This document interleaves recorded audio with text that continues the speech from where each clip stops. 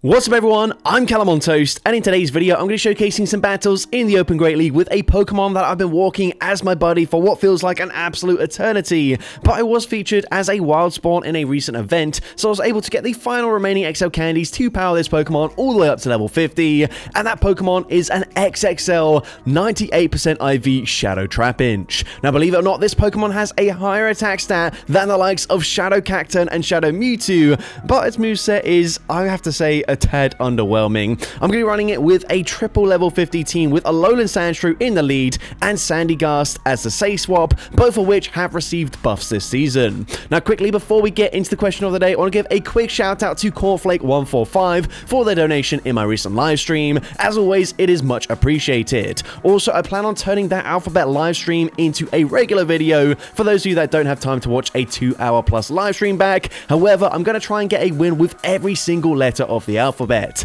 Let me know if there are any other live streams that I've done in the past with creative themes that you'd like to see me transform into a regular video. Anyways, with that being said, let's just get into the question of the day. What is the worst GBO investment you've ever made when factoring in all the time and resources spent in order to build that Pokemon? Let me know in the comment section down below, and with that being said, let's get into the battles now. Let's go into the first battle, leading Alolan Sandshrew into Altaria. The Dream Lead, honestly, you can't ask for much better than this. The opponent choosing to stay in for absolutely ages, trying to catch a Charge Reef onto Bastiodon of all Pokemon. But now we can just trap it with the Shadow Trapinch. Pun intended right there. Scorching Sands gets the one-shot. They come back in with the Altaria. At this point, Trapinch has done its job. Sky Attack easily gets the KO there, but we can come back in with the Sandshrew. Now, Night Slash from this range won't quite get the KO, but it doesn't really matter. It'll put them into Powder Snow farm down range, so the opponent uses a shield before swapping into Whiscash. Now, I don't have the best response to a Whiscash on this team, however, I'm so far ahead on energy on my Sandshrew, and we have a shield advantage as well. I'm going to use my shield, and the opponent full sends a Blizzard. Fair play to the opponent there. Honestly, me no shielding was their only win condition right there, but now we can just go for Shadow Ball. Shadow Ball is going to grab a shield. They swap back into Altaria, but the Sandygast is going to be able to tank a Sky Attack, and then I'm just going to bank all of that energy, come in, get the full Powder Snow farm down. They should have a Mud Bomb already loaded, but we've got back-to-back Night Slashes and a Shadow Ball already loaded on the Sandygast. I'm actually just going to no-shield this. Mud Bomb gets the KO there, but we can just go straight for Shadow Ball, and of course, Shadow Ball into Whiscash, gets that KO, and I'm able to take that game. Alright, so GG's up on there into the next battle. We're going to see Wigglytuff in the lead, so another amazing matchup for the Sandshrew here, and the opponent choosing to stay in, so once again, must be kind of core broken by the Sandshrew. Gyro Ball does huge damage. They swap out, they do bank a Swift, but they come in with the Jellicent. Now, Jellicent is definitely a problematic Pokemon for this team, but we're going to stay in, and I'm just going to hope that they don't full send a Shadow Ball here. The opponent does just bait with a Surf, meaning now we can go for a Night Slash. Night Slash likely going to grab a shield here, and now I'm going to swap into my Shadow Trapinch. Of course, I'm going to shield. This Surf is going to easily one-shot us, so we're going to shield. The opponent is going to try and swap and throw a Swift with the Wigglytuff, but the Sand Attack gets the full farm down, and you know what? I figured there's no point throwing here. I might as well just commit both my shields, commit to a full Sand Attack farm down, and the opponent's final Pokemon is going to be a Kingdra. Now we can go straight for Scorching Sands. It does huge damage there. Scorching Sands, not even that good of a charge move in terms of its damage per energy, but we get the Sand Attack farm down, and I'm able to take that game. So, GG's up on there into the next battle. Slightly more problematic lead for us as we lead into a Shadow Quagsire, which is going to core break the entire team. However, it's not the worst thing ever, so we're going to stay in. I should be able to live even a Mud Bomb, so I'm going to no-shield this. The opponent is just going to be on Arquatel, which is fine with me. I should be able to win CMP here, and also we have already grabbed a shield advantage, so Night Slash is going to connect. I'm hoping I've put them into range where Shadow Trapinch can come in, shield once, and fully Sand Attack farm them all the way down.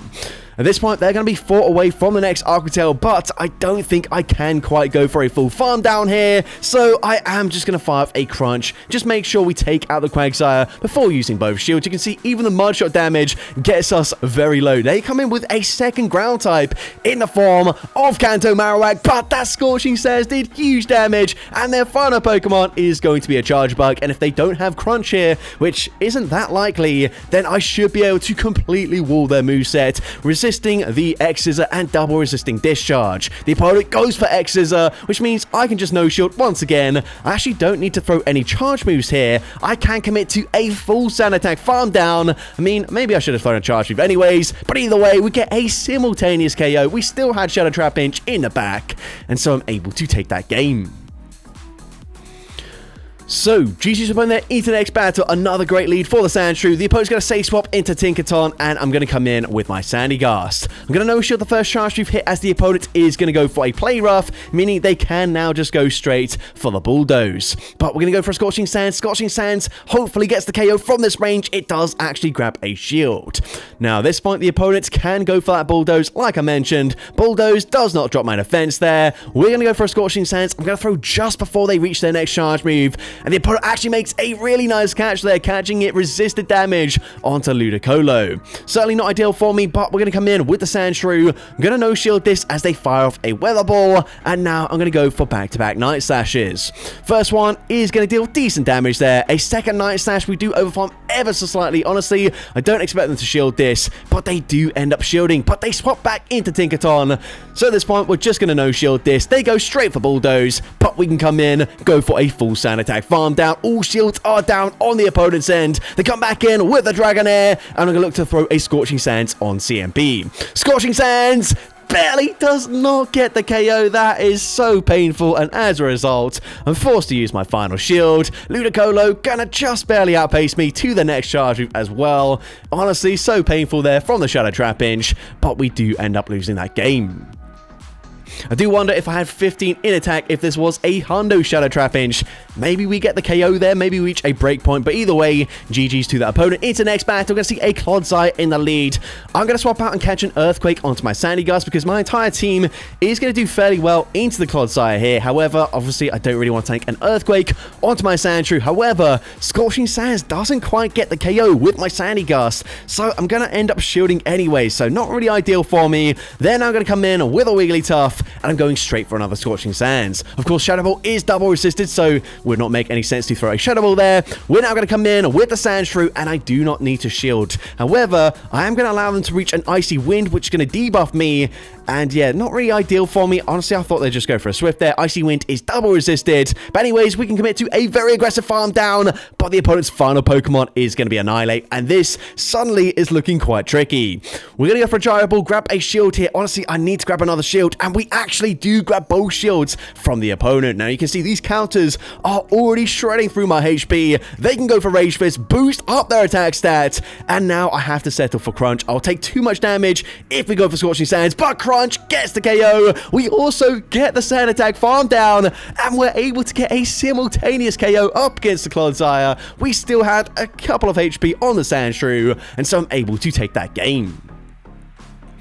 So, GG's up on there into the next battle. We're going to see Jellicent in the lead. So, this is going to be an awkward matchup for us, of course. Our entire team isn't going to do that well into Jellicent. Maybe if we get a Night Slash boost, that would be quite nice. But anyways, we're going to no-shield the first move. They full send the Shadow Ball. They then swap into a Mighty Enna. But we're going straight for Gyro Ball. Gyro Ball does big damage. And Trapinch able to snipe with the Sand Attack damage. That is huge for me. They come back in with the Jellicent.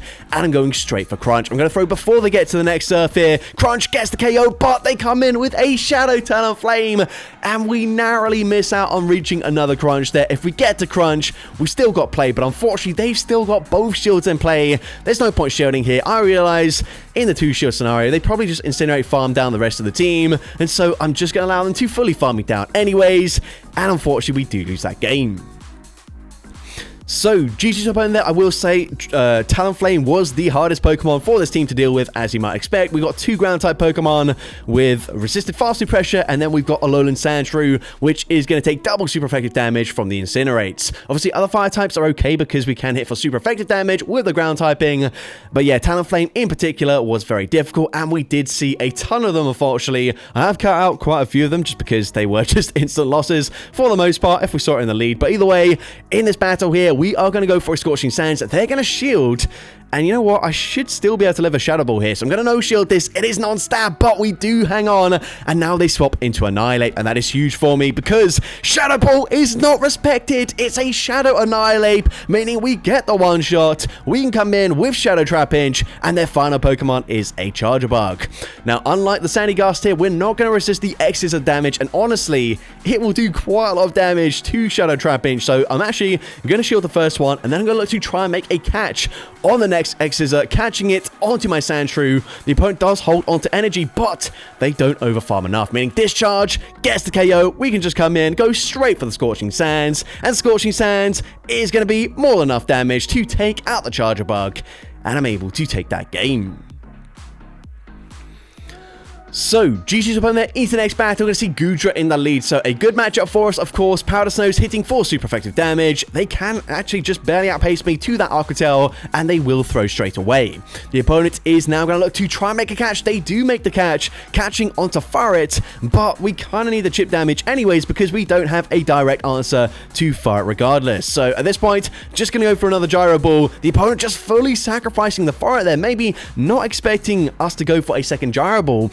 However, once again, a bit tricky for us. They're going to have a Shadow Dusknoir in the back. So at this point, I'm going straight for Crunch. But the opponent makes a brilliant catch there. Crunch also barely doesn't KO either, and I figured I might as well get a slight energy advantage on my Sandygast. However, I mean, they can probably just Astonish farm me all the way down. So we come in, we get that Sand Attack farm down. Do we still have any play whatsoever? I'm going to shield this. I think I will then try and make a catch on the next charge move here, and we are able to make that catch, which is huge for me. However, I still think they're going to deal too much damage with the fast move, so I'm fishing for a debuff with Scorching Sands. I need this debuff, and the opponent does not get debuffed, and as you can see, it was relatively close there, but they can still commit to that full Astonish farm down, and unfortunately, I do lose that game. But GG's opponent there into the next battle. We're going to see Ampharos in the lead. Of course, we got two ground-type Pokemon in the back, so I might as well say swap into my Sandygast. The opponent comes in with Gourgeist, and that does huge damage there. Unfortunately, doesn't quite put them into range. I can Sand Attack farm them down before they reach a Shadow Ball, but we can Sand Attack farm them down after using a shield. Now, they did bait with a Seed Bomb there, hoping to reach a second Seed Bomb, but they don't get there. Either way, they're now going to come in with Credilli, and I'm going straight for Shadow Ball once again. Shadow Ball is going to be shielded this time around, and the opponent, perfect timing there, throwing just as we are reaching that next Shadow Ball. They do correctly go for the Grass Knot there. Rock Tomb, of course, would have been resisted, and whilst it is quite tempting as a Credilli user, that was definitely the right play. But now we come in with a Shadow Trapinch, and I'm able to reach a Crunch, throwing on CMP. Honestly, a lot of people probably just not expecting Trapinch to be so attack-weighted, so as a result, I can just no-shield here. I'm hoping a Crunch will KO from this range. Of course, sorry, not Crunch, a Night Slash, but it barely does not get the KO. Either way, I should be fine. I'm going to shield this move anyways. I know it's just a brutal swing, but I should be able to live a Rock Tomb here, and even after debuffing my attack stat, I can still just go straight for Gyro Ball, and Gyro Ball is going to hit for super effective damage into Credilli. Gyro Ball gets the KO there, and I'm able to take that game. So, GG's opponent there into the next battle. I'm going to see Ariados in the lead. So this is a great lead matchup for me. I resist everything they could possibly throw, aside from Shadow Sneak, which did obviously get a weird sort of move update this season. Not really necessary, I don't think. It now costs more energy. It does a little bit more damage. It's still not a particularly good move, but I guess maybe it's slightly better than it was before. Either way, it doesn't really matter. They're very unlikely to be running it. So now I'm actually going to bank the energy. I'm double debuffed there. So I realize we can come in, get a huge farm down, but that farm down doesn't really help me because they are going to double resist everything with the normal and flying typing of Shadow Pidgeot. However, they're not going to commit to a full farm down. I don't mind that. And the opponent going for Air Cutter, that does not get the KO, meaning I get to a second Shadow Ball. And Shadow Ball already grabbed a shield there. You can see it doesn't really deal that much damage, so shouldn't have grabbed the shield the first time around. But of course, Sandygast, whenever you ever faced one in the Go Battle League, they shoot it up just to play it safe. And now they're going to come in with Morpeko, and at this point, we are looking fine right now because we can just double shield here. I know this is going to be a Psychic Fangs Trapinch. Honestly, so glassy that I don't trust that I can live a Psychic Fangs. So we're going to shield another one here. Commit to the full Sand Attack farm down. Once again, Sand Attack, not even a very good fast move, but we are going to be able to commit to a full fast move farm down, coming out with the Crunch loaded, and again, easily wins the CMP in this matchup up against the Shadow Pidgeot, and I'm able to take that game. So, GG's opponent there into next battle. I see Sandshrew into Celio. A bit of an awkward matchup for me. Of course, we do have access to Jarable, which is going to hit for neutral damage, and Night Slash as well, so it's not the worst case scenario. However, if the opponent does manage to keep the Celio alive, my backline is really going to struggle. Also, I can't really afford to go all shields down when I've got something like a Shadow Trapinch in the back that is just ridiculously glassy. So at this point, going to go for Night Slash here. Night Slash, they catch it onto Skeledirge, which was a very nice catch. However, it is super effective. Now we can come in with a Sandy Gast, and I'm going straight for Scorching Sands. Both moves would get the KO. However, of course, Scorching Sands does have a chance to debuff their attack stat. However, we don't get the debuff there, and they boost up their attack stat with a Torch Song. Now, I have put them into range where hopefully Shadow Trapinch can come in and get a full sand attack farm down, but not before we do take one Incinerate's worth of damage, and that is actually going to make a huge difference here. They're going to go for a Surf. I'm now going to reach a Crunch just before they get to the next charge move, but we are rapidly going down in HP, so we swap into our Sandshrew, and they've actually got a Credilli in the back now. Honestly, we have such an easy time here. All we need to do is shield up the charge move, and I think we win this game, but I don't know why. I know shield here. I was like, Trapinch can come in, farm them down. I didn't realize we were so low on our Shadow Trapinch, and as a result, they do sort of panic there and throw a charge move. Doesn't really matter. I could have shielded that. They could just Powder Snow farm me down with the next fast move anyways, and even though we had such a great time there with our Sandshrew, because I know shielded for whatever reason, we end up losing that game. But GG's to that trainer. Into next battle, we're going to see a Diggersby in the lead. So this is obviously a bit of an awkward lead matchup for us. We are resisting the fast move damage. Fire Punch going to hit for double super effective, however. So I'm going to go for a Gyroball. Gyroball going to grab a shield there. Of course, we could potentially be running Blizzard. The opponent's going to bank a ton of energy, but they come in with a Charger Bug, which is quite questionable. Once again, they could be on Crunch here, so that would hit for super effective damage. However, if they're not, I'm going to completely wall their energy. The opponent doesn't even bother throwing a charge move. That is absolutely fine with me. Clearly, they were just walled there, and they didn't really know what to do with a safe swap of that Sandy Gast. And at this point, I think I will just no shield. Scorching Sands gonna get the KO there. We can come in with our Sandshrew. They have wasted quite a lot of energy taking out the Sandy Gast there. So now I wasn't really sure if a Night Slash would KO. So Gyroball gonna grab the final shield. We swap into our Shadow Trapinch, and again the opponent banking so much energy before swapping into a second Bug and Electric type Pokemon. However, Scorching Sands easily gets the one shot up against Galvantula, and we've already got the Crunch loaded. Crunch is gonna be enough damage to take out the Diggersby from this range when it does connect, and I'm able to take that game. So, GG's opponent there into the next battle, Sandshrew into Shadow Walrein, and again, another pretty awkward matchup for us. At least this time around, they have to full send an Earthquake to deal any meaningful damage. However, of course, Earthquake is going to hit for single super effective damage here, and it will probably one-shot me. So I'm going to shield this. They farmed up to it, but they do bait with an Icicle Spear.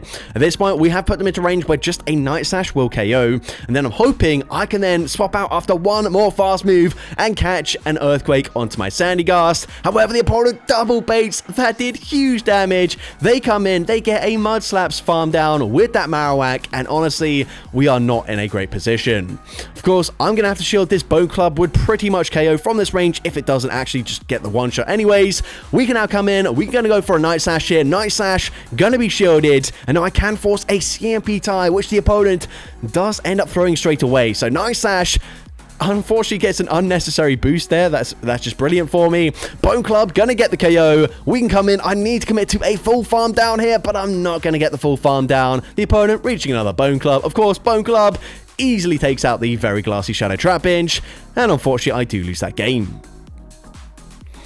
But GG's opponent into the next battle. I see Gastrodon in the lead, so not a great matchup for me. Again, another tricky core breaker to the team. I'm going to swap out into my Sandy Gast, and I am able to actually outpace them to a Shadow Ball before they reach a Water Pulse.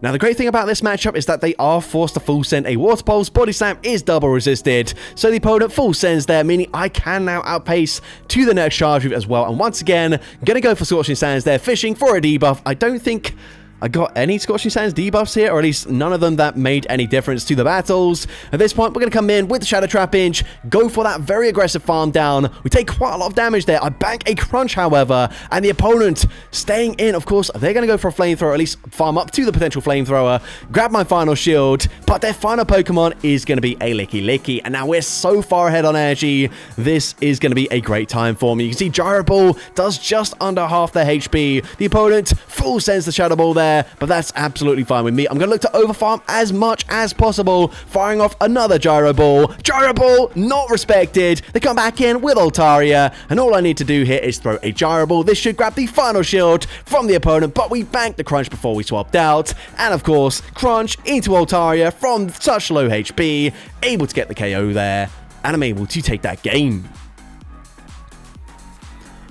So, GG's up on there into the next battle. You can see more Morpeko in the lead. Bit of an awkward matchup for the Sandshrew. I'm just going to swap out. We've got two ground types once again. And of course, Morpeko is a dark type Pokemon, but they cannot throw a dark type or a will the first time around. So they're going to go for a Psychic Fangs there and then swap into Talonflame. Now, Talonflame is definitely very tricky for me. The opponent also going to commit to a full Incinerate farm down, not before we reach back-to-back Shadow Balls, but they are going to double shield, and that is honestly worst case scenario for me.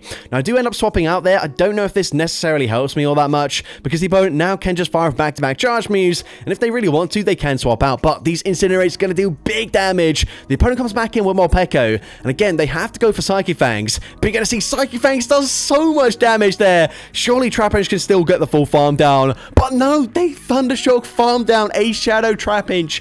Trapinch, bro, what are you even doing there? Like, that is just embarrassing, but we do have a lifeline. However, they will outpace me. Of course, Rock Tomb gonna debuff my attack stat, and even though I should be able to reach back-to-back Night Slashes into this Talonflame because I'm debuffed, unless I get a boost the first time around, they will be able to just go for a full Incinerate farm down here. We fire off the second one straight away anyways, and unfortunately, doesn't get the KO. They Incinerate, farm down the Sandygast as well, and we do end up losing that game. But GG's up in there into the final battle of this video, leading into Wigglytuff. So once again, great lead matchup for the Sandshrew. And again, they're staying in here. So maybe they've got Mud Slappers in the back. I don't know. Gyro Ball does big damage, and they swap into Furret.